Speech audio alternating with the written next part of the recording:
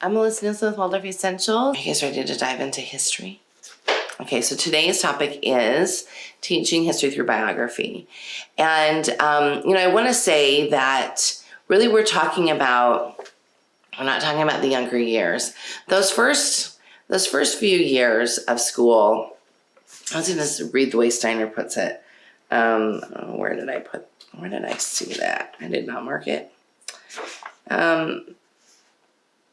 Oh well, those first few years of school are very, especially through fourth grade, while there is history content in the stories, you don't really start getting into history deeply until fifth grade. That's a problem for some people. It shouldn't be, because really and truly, they're not sort of understanding that passage. They start to understand it a bit. In second grade, they start to really understand like how long 30 minutes is. They might have 30 minutes that they have to wait for something, or they're learning what it feels like to for that passage of time.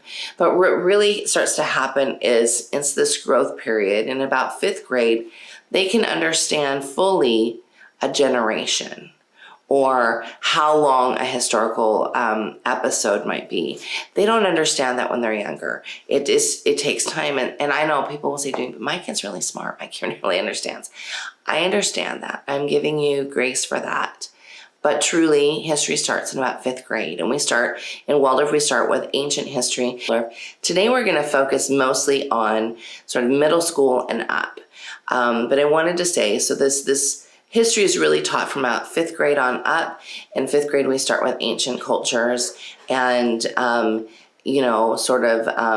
the Egyptians and Greece.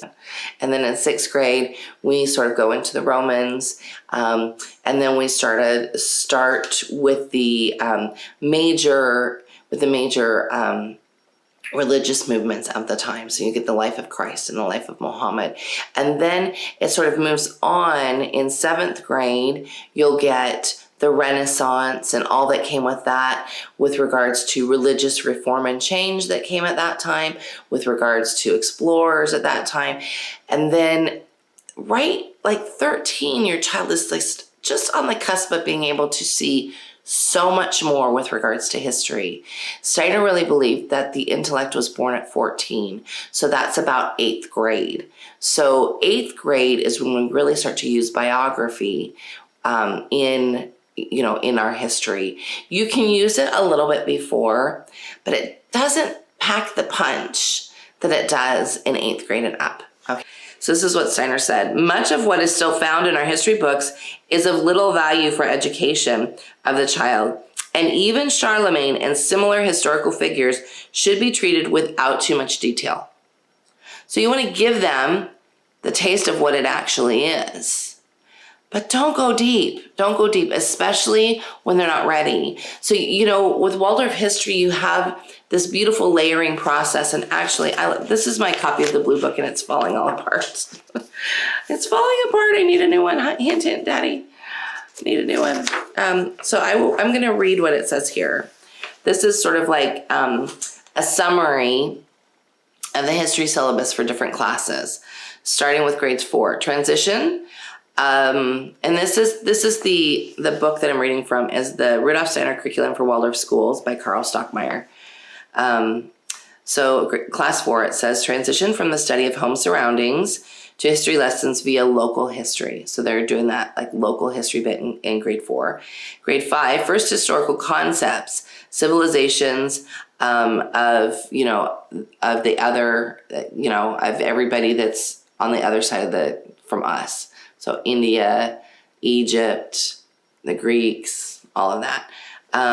Grade 6 is Greek and Romans and the consequences of history up to the beginning of the 15th century. Class 7 is the 15th century until the beginning of the 17th century, most important period of time. So it's like the Renaissance era, and the explorers and all of that good, bad, and ugly that happened during that time period is a very important part of history. So that 7th grade history is a very important part of history to make sure that they get. Grade 8, it says 17th century until present times, which is really funny. Remember, this book was written 100 years ago. A lot has happened in 100 years. So most of the time, I will split a lot of the history between 8th and 9th grade because there's so much of it. 9th grade, he says, modern times, once more, according to the inner historical motifs beginning with the 15th century. So you're kind of recapping it. That's kind of why I feel very okay with 8th grade flowing into 9th grade a bit. And then class 10, they again start with ancient history. So that's why you don't want to go too deep in middle school, because you're going to go through it in a different capacity starting in class 10. Ancient history up to the loss of Greek freedom in 338 BC. Class 11, the Middle Ages with special reference to Parsifal and Poor Henry. And then class 12, which is completely separate historically. They listed completely separate in here. It's a survey of inner spirituality. So class 12 is a survey of the whole of history, which needs to be remembered. Periodical development of civilizations, inner structure, and total development of history. So it's from a much different space. And often what happens when we teach history is we teach it from a very secular space. And I get that. If you're like, well, I'm not a religious homeschooler, totally get that. But hear me, you cannot teach your children why certain things were so important that people took up arms and fought each other if you don't understand their religious background, if you don't understand sort of what they were going for, and help your child understand it not from a, aren't they so horrible place, but from a, wow, there was so much belief in them that this is what they felt like they had to do. It's a much different place. I had somebody comment the other day on a video and say, she said, we're atheists and we teach that from grade 3 and up that even the Hebrew stories are mythology. On a personal level, I am totally cool with that. But be careful. You do not want to teach your child that Johnny next door's faith base is mythology, so he can go and tell Johnny just how mythological his faith base is. That's not how we win friends and influence people. That's a great way to fight with people. So really what you want to do is, if that's your belief, that is fantastic. It's okay. It's okay for you to say, this is what other people believe. It's not what I believe. Or you could even say, it's not our family faith, that's a lot of faith-based belief. You can absolutely say that, but bring it with the love and respect that you would expect somebody to bring to you. So you want to be very careful about how you sort of bring that forward. Okay, back to biography. So this is the yellow book, Tasks and Content of the Steiner Waldorf School, or Steiner Waldorf Curriculum. I like this book. I don't like it as much as the blue book. And I have to tell you, I like it, but I think maybe it's because I've had the blue book longer. What I like and appreciate about the blue book, for those who ask me, I like the blue book because it actually has good long snippets of what Steiner actually said. And it's sort of the way it organizes, like in the history section, it organizes everything he said about history, and then it breaks it down by the grades. And so I like sort of reading this, like, overall, this is what he says about when things should be done. And then it's broken down, and it's all his work. And Carl Stockmeyer just organized it in one space. So I really like this. Some people get intimidated because it does say like how many weeks each lesson block should be. And I want to remind you that at home we cover a lot more than we can often in the school, because we got one-on-one time. So I wouldn't be too stressed out about that. But this is the yellow book, and I also like this book. This is what it says about class 8 history. It says, here this part, it says, the interplay, and this is Steiner, the interplay between causality and purposeful human actions can be observed throughout the Industrial Revolution, and it would be good to clarify the difference between these two. This is a historical paradigm of first importance. So this idea between causality and human actions. So a lot of times people ask me, at what point can I talk about, how horrible something was? And for one, you want to always be really careful to sort of let them come to that. You want to lay out the information, bring them the information, rather than talking about maybe an explorer that isn't so horrible that they enslaved people. You want to instead bring that out so that your child goes, oh, that wasn't cool. You don't want to sort of give them that idea for them. You want to really allow that to come forward from them. So I like in this book too, it gives you, and for those of you who have this book, this is on page 262. So these two indications, like the understanding between causality and purposeful human actions, this is what it says. It says examples of causality are to be found in the social consequences of the great inventions, both positive developments, medicine, chemistry, transport and social mobility, trade, unions, etc., and the negative, poverty of workers, child labor, slavery and serfdom, intensive exploitation of mineral resources, colonialism, conflict between imperial powers. So at 14, when their faculties are really starting to consolidate a bit more and the intellect is born, that's the perfect time to bring this. That's why we then use biography to teach during this time period. That doesn't mean all of your history is done through biography.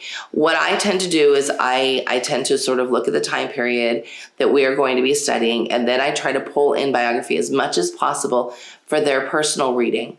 So for those of you who don't know, our personal reading that we start is from the time that they can read. They're reading something, when possible, that goes along with whatever the lesson blocks are. And they do that for about an hour a day. So I usually say 5 minutes per age, but then I cap it at 60 minutes generally. Sometimes I let them go over just because otherwise they'd be reading the whole time, and we have to do the main lesson work too. So we can't have them read the whole time. So that is in addition to their main lesson work. So they would be reading, and for those of you with several children, this is a great way that you can rotate. You have one child doing their reading while you're doing a main lesson with somebody else. So it allows you to then rotate through. But these biographies, I would not do them as part of main lesson. I would have them read them that go and have it go along with main lesson. So here are some examples of important historical themes. The accounts of the Pilgrim Fathers or pioneers in the New World and the founding of the United States. And you would also include in there what they did to this country, to this land, and to the people that were already here. You would include all of that in there.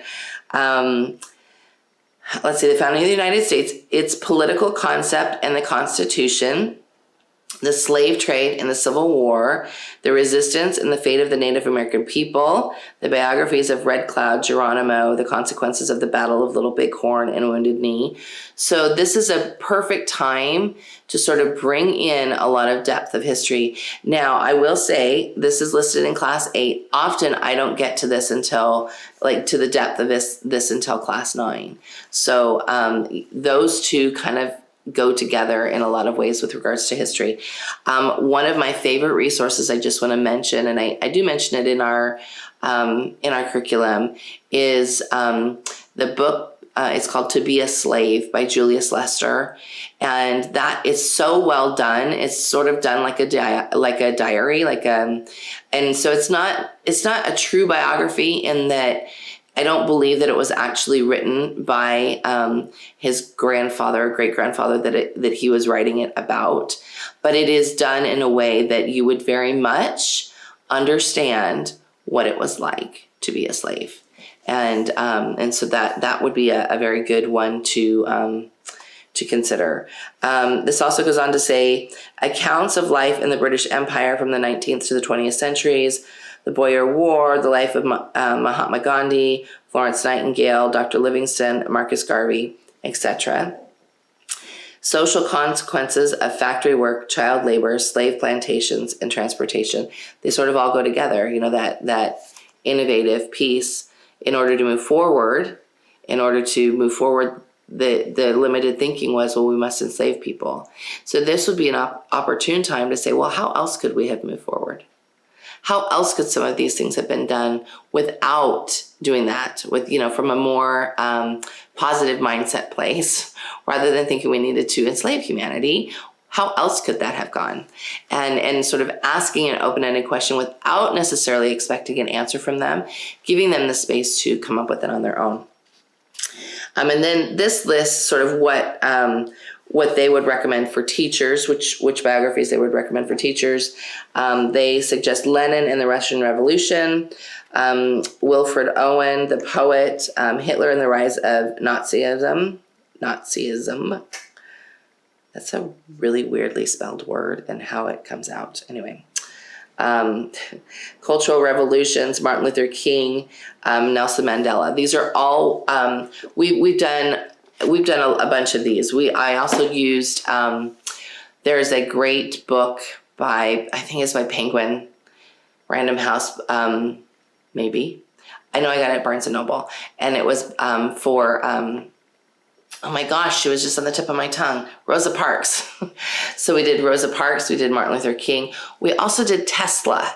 We found a great Tesla biography that that the kids enjoyed at that point, which was really funny because my more sanguine children were like, wow, he had a sad life. My more melancholy children were like, oh, he had such a sad life. So, there are definitely other biographies that you can bring in. I like to, anytime they're doing reading during that 8th grade and 8th and 9th grade year, I like to try to bring in a biography if possible. Now, there is a short little biography book that's a Waldorf book, and I think it's called Teaching Biography or Teaching Through Biography in 8th grade or something like that. But seriously, it's tiny. Now, granted, Steiner would probably say tiny is better. You don't need the whole thing. So just, use, when you're selecting, use common sense. You don't want it to be overwhelming. The thing that I liked about the Rosa Parks book, and I think I had the same author perhaps for a Joan of Arc book that we used. What I liked about them was that they included a lot of, especially with Rosa Parks, included a lot of pictures. So, and it wasn't a very big book. It was probably, it was a little like maybe 6 by 4 by 6. And, or maybe it was 5 by 7. So what I really liked about it was that it included a lot of pictures, especially in the case of Rosa Parks, of what things looked like then. What did it look like to have 2 different drinking fountains? One that said colored on it, one that said white on it. What did that look like? Because like I lived in the South, I am 46 years old. I lived in the South 20 years ago. No, Harry's 22, 24 years ago. And there are still remnants of that there. And so, but if you're not in that space and you don't see that, then your child will not have any context. So I liked that book because there were a lot of pictures that help with the context. So when you teach history through biography, it allows the child to really and truly understand what the people went through, which is this whole extra space in history. So we've been teaching through story, teaching through culture, and now we're teaching through the individual, which very much so matches where they are at 14. Very much so, because they're so much thinking about the outer world. And by bringing in biography, it really allows them to hear the words of the people, even if, in my opinion, even if it's like a fictionalized historical biography that might not have actually been written by that person, but somebody else wrote it after. So, yes, it's a little bit skewed in that case, but some of these conflicts and innovations, you may not find a lot of actual source material, so you'll have to rely on a historical, another historical background. So that's my bit on teaching through biography. If you have any questions, please feel free to ask me. If you're watching this on the download, drop me a note. I'm happy to answer any questions. I do think this is a beautiful way to teach history. I would never rely on a history book. After working this way, never relied on a history book. I know that that it is extra work to do things the Waldorf way, but it will bring your child such a depth of history that is much more than memorizing poems about when Columbus sailed to America, or, memorizing dates of battles, which means nothing. Really means nothing. All those dates that we memorized mean nothing. What matters, and of course you want to I want to preface that with of course you want to preface or understand what happened in 1776. We just celebrated the 4th of July. That's one reason why I think that understanding history is so important, because I had this very very interesting conversation with my children about, because they asked, what is the 4th of July about? It's about soldiers? Is it about, because in America we tend to honor soldiers during that day.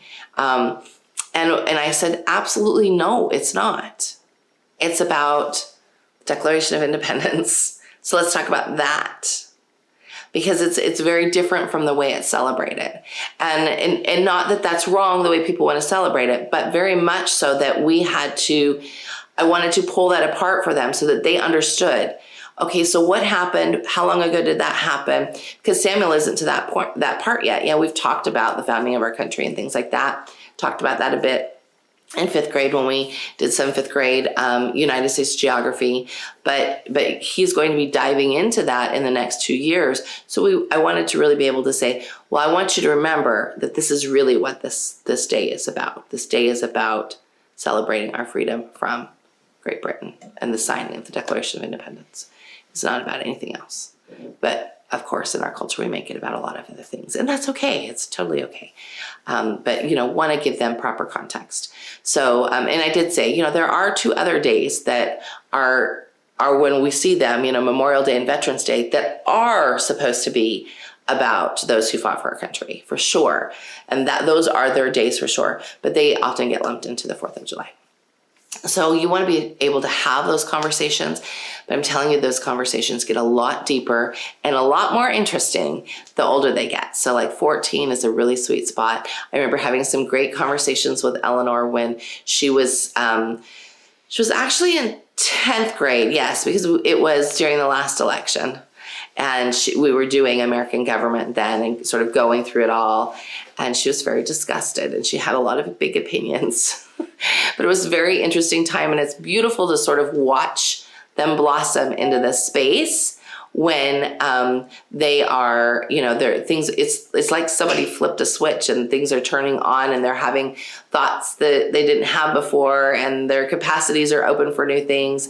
And it's a very fun time to sort of watch your middle school into high schooler as they're learning. So I hope that was helpful. Again, if you have any questions, shoot them over to me, and I hope you have a wonderful week.